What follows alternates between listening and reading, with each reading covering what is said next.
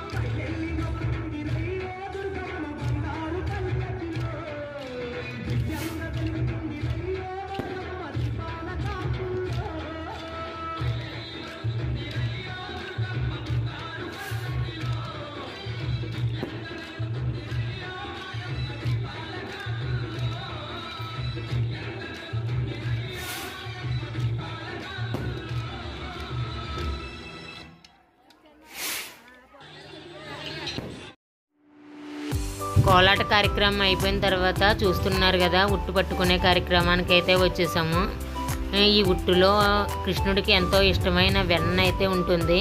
సాధారణంగా మనం చూస్తూ ఉంటాం, ఉట్టు కొట్టినట్టు చూపిస్తారు, కానీ మా ఊళ్ళో ఉట్టు అయితే కొట్టరు, చేతితో పట్టుకుంటారు.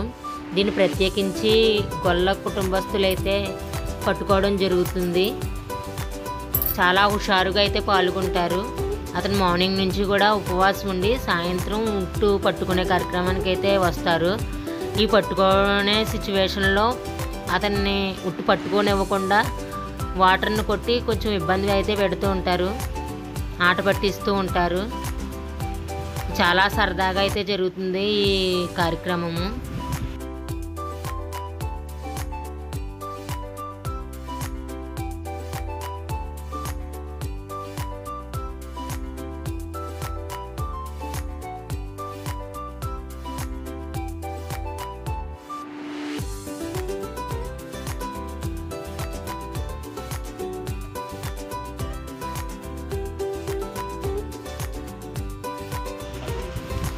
ఉట్టు పట్టుకోవడం అయితే జరిగింది.